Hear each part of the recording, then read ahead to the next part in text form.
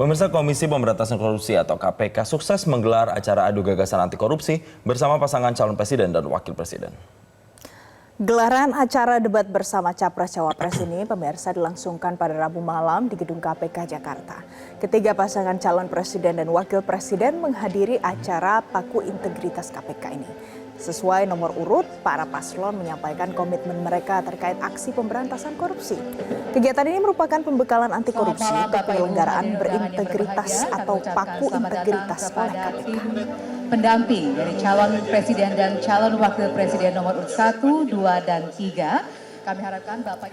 Ketiga kandidat paslon memaparkan gagasan mereka terhadap pemberantasan korupsi dalam acara Paku Integritas yang diselenggarakan oleh Komisi Pemberantasan Korupsi di Gedung Merah Putih KPK pada Rabu malam kemarin. Dan berikut kami hadirkan cuplikan informasinya.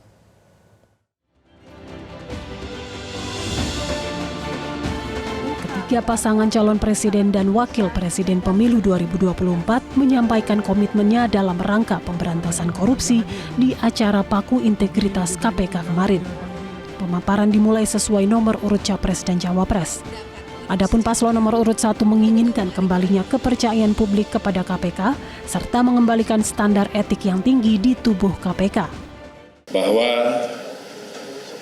komitmen untuk memberantas korupsi harus mulai dari puncak, dari yang paling atas. Karena itu kami ke depan berkomitmen untuk bisa melaksanakan beberapa hal. Pertama adalah mengembalikan kepercayaan publik, merevisi Undang-Undang KPK. Yang kedua adalah standar etika yang tinggi di tubuh KPK. Yang ketiga adalah rekrutmen. Rekrutmen di KPK kita perbaiki sama-sama seperti tadi disampaikan yang diusulkan oleh Presiden tingkat pimpinan maupun rekrutmen staf. Di sisi lain paslon nomor urut 2 menitikberatkan pendekatan sistemik dalam upaya pemberantasan korupsi, di mana para pejabat dan lembaga yang mengelola anggaran besar dijamin kesejahteraannya.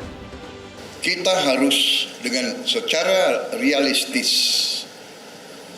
mengatur kualitas hidup semua pengambil keputusan yang mengendalikan roda pemerintahan, terutama yang memegang anggaran besar. Kualitas hidupnya ini harus dijamin dan diperbaiki.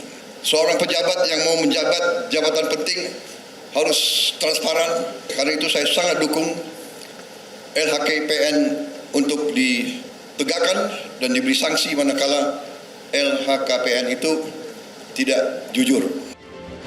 Sementara paslon nomor urut 3 menyampaikan perlunya digitalisasi sistem keuangan agar menghindari transaksi tunai yang sulit dilacak, serta memprioritaskan penguatan kelembagaan dan berkomitmen melakukan cross-check anggaran secara berkala di seluruh lembaga negara.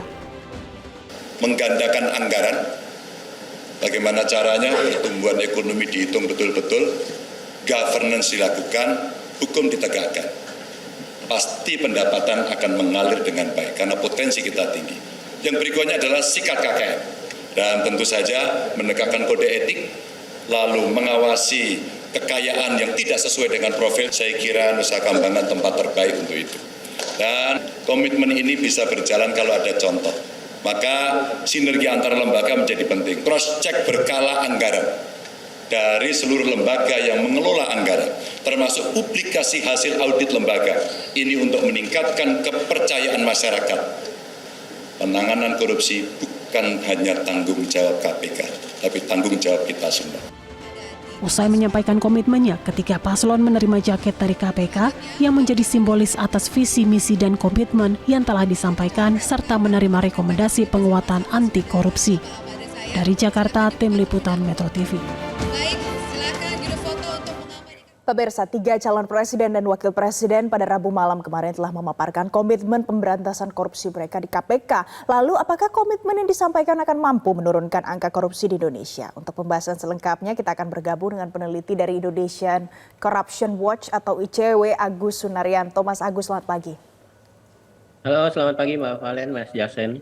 Baik, terima kasih telah bergabung. Mas Agus, kalau tadi Valen menanyakan soal apakah komitmen yang sudah disampaikan tadi mampu memperbaiki korupsi di Indonesia yang indeksnya ini bisa dikatakan buruk begitu ya. Nah, salah satu yang sudah kami rangkum adalah terkait dengan LHKPN. Ini disepakati oleh ketiga pasangan calon penguatan LHKPN. Apakah menurut Anda ini sebuah langkah yang spesifik untuk memperbaiki korupsi? Iya, kalau konteksnya soal penyelenggara negara harus akuntabel terkait kepemilikan harta kekayaan, menurut saya itu juga bukan hal yang baru ya, karena memang itu sudah diatur sejak tahun 99, 28, karena di Undang-Undang 28, 99 memang diatur kewajiban bagi penyelenggara negara itu harus melaporkan. Dan persoalannya sekarang adalah kepatuhan terhadap LHKPN itu masih sangat rendah. Terutama di DPR ya, yang saya tahu itu berkali-kali DPR itu sangat telat gitu, bahkan para pimpinan itu juga beberapa orang tidak melaporkan LHKPN. Jadi persoalannya memang di Undang-Undang 2899 ini tidak mengatur soal sanksi bagi penyelenggara negara yang tidak melaporkan LHKPN. Nah, ini jadi challenge tersendiri buat masyarakat dan buat KPK terutama yang selama ini menerima laporan harta kekayaan tersebut. Nah, menurut saya ke depan kalau capres-capres ini siapapun yang nanti jadi, itu bisa mendorong KPK membuat sebuah instrumen yang bisa menelaah secara otomatis potensi resiko dari kepemilikan harta yang sudah dilaporkan oleh para penyelenggara negara. Karena banyak kasus sebenarnya yang sudah melaporkan tapi masih saja menyembunyikan gitu ya. Kemudian ada yang sudah dilaporkan tapi tidak menyampaikan sebenarnya. Jadi ini masih banyak tantangan. Tapi sebagai pintu masuk untuk melakukan pencegahan terhadap korupsi, menurut saya LHKPN sudah cukup. Cuma memang harus ada penguatan terhadap kepatuhan ya, terutama bagi para penyelenggara negara. Dan kalau bisa itu diintegrasikan menurut saya dengan pelaporan pajak gitu, sehingga tidak terlalu rumit. Ini sudah melaporkan pajak misalnya di bulan Februari atau Maret biasanya, kemudian mereka melaporkan lagi misalnya para penyelenggara negara itu LHKPN-nya. Nah, kerumitan itu sepertinya seringkali menjadi alasan. Nah, ke depan menurut saya bisa diintegrasikan gitu. Jadi LHKPN yang patuh, taat, dan bisa terintegrasikan dengan pada saat akan membayar pajak gitu ya Mas ya, sebagai pintu masuk untuk mencegah yang namanya korupsi. Mas, ada yang kita lihat ini kan kalau paslon nomor 1 kemarin punya komitmen mau mengembalikan marwah KPK dengan merevisi Undang-Undang KPK. Dan memiskinkan koruptor juga disebut di dalam situ. Tapi pertanyaannya adalah apakah ini bisa direalisasikan Mas Agus? Ya, kalau jadi menurut saya kalau misalnya jadi ya, karena kita kan tidak tahu bagaimana nanti, walaupun beberapa survei misalnya paslon nomor 1 urutannya masih kejar-kejaran dengan nomor 3 gitu ya. Kalau kemudian jadi dan itu bisa direalisasikan, menurut saya sangat mungkin, karena kan sekali lagi kan sudah disepakati itu oleh semua calon bahwa pemberantasan korupsi itu harus dimulai dari pimpinan gitu. Jadi kalau misalnya pimpinannya punya kemauan untuk melakukan perbaikan, misalnya dalam hal ini melakukan revisi terhadap Undang-Undang KPK, mengembalikan misalnya kepada undang-undang yang lama atau tidak dikembalikan tapi lebih baik, itu menurut saya sangat mungkin. Karena revisi Undang-Undang KPK yang terjadi tahun 2019 itu juga dimulai dari istana kok gitu. Jadi kalaupun nanti dikembalikan lagi, diperkuat kembali KPK dengan undang-undang yang baru, dimulai lagi dari istana, menurut saya itu sangat-sangat mungkin terjadi. Dan yang harus bisa dilakukan selain itu adalah bagaimana Presiden bisa, misalnya Pak Anies punya komitmen terhadap ini, bagaimana bisa mengkonsolidasikan partai-partai pendukung untuk mendukung dia melakukan revisi. Karena kalau tanpa ada dukungan dari pimpinan dari DPR, menurut saya ini juga tidak akan bisa berjalan gitu. Nah, ini jadi tantangan. Nah, kalau misalnya presidennya sudah punya komitmen, DPR-nya sudah punya komitmen, itu pasti terjadi. Karena pembahasan itu kan selalu dilakukan dua pihak ya, antara presiden dengan DPR gitu. Baik, Mas Agus, kalau paslon nomor 1 lebih menitik beratkan pada aturan dan regulasi, kemudian ada juga sanksi yaitu memiskinkan koruptor. Kalau paslon nomor 2 yang menarik perhatian adalah berusaha adanya komitmen untuk meningkatkan kesejahteraan para pejabat atau mereka yang mengelola anggaran besar. Nah, kalau dari sisi meningkatkan kesejahteraan, apakah Anda pikir ini juga cara jitu untuk mencegah para pelaku atau para pejabat ini bisa terhindar dari perilaku korupsi?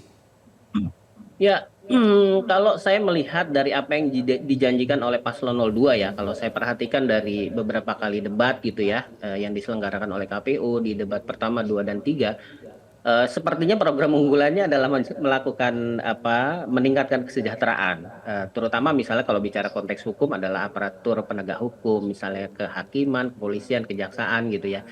Tapi menurut saya kalau kemudian pendekatannya adalah memberikan anggaran kesejahteraan yang besar bagi kementerian lembaga yang memegang alokasi anggaran yang besar juga, ini harus dipertanyakan lagi bagaimana dengan merit system yang sudah dilakukan selama ini gitu. Karena kan dalam merit system yang yang tercantum dalam undang-undang ASN itu kan juga diatur soal pejabat atau aparatur yang punya prestasi itu akan mendapatkan reward gitu.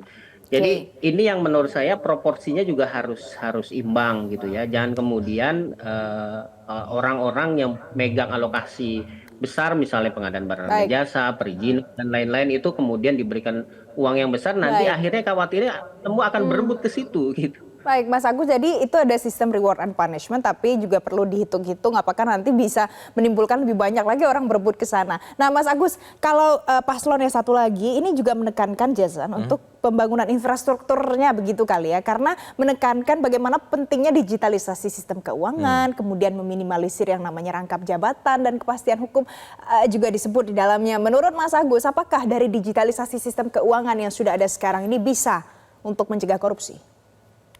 Ya, kalau kemudian digitalisasi itu mungkin juga melihat dari pengalaman-pengalaman yang ada di beberapa daerah ya, soal misalnya pendekatan e-budgeting gitu ya, sehingga dengan pendekatan e-budgeting ini para pimpinan gitu itu bisa melihat atau bisa men-trace gimana anggaran itu berjalan, sudah dialokasikan sejauh mana, alokasinya berapa, dan bagaimana pengawasannya itu bisa dilihat. Tapi sekali lagi digitalisasi ini juga masih punya potensi itu disalahgunakan, karena sekali lagi digitalisasi ini kan pada akhirnya operatornya adalah manusia juga, jadi harus diikut dengan integritas dari operatornya. Jadi kuncinya adalah penguatan SDM-nya juga untuk bisa mendukung sistemnya begitu. Terakhir sekali Mas Agus, apa ekspektasinya dan mungkin PR yang paling urgent untuk bisa dilakukan oleh nantinya Capres dan Cawapres terpilih untuk bisa mengatasi korupsi?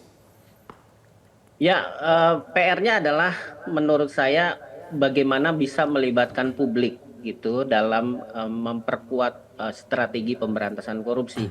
Karena kalau tanpa publik itu juga akan sulit. Sistem dibuat tapi tidak ada demand dari publik untuk menguji sejauh mana kualitas dari sistem yang ada, transparansinya, akuntabilitasnya, itu sangat sulit. Jadi menurut saya apa yang dilakukan oleh misalnya ya pemerintah saat ini kan justru mengurangi partisipasi publik, kritik dianggap mencemarkan nama baik, akhirnya dikriminalisasi dan lain-lain ya. Pada akhirnya masyarakat pun takut untuk melakukan kontrol, padahal masyarakat ini kan substansi dari negara ya adalah masyarakat gitu. Baik. Jadi partisipasi publik juga penting ya Mas ya untuk mencegah korupsi, dan mudah-mudahan debat kemarin fruitful tapi juga bisa punya dampak langsung untuk Indonesia, tidak ada lagi yang namanya koruptor-koruptor yang semakin banyak begitu ya Jason angkanya.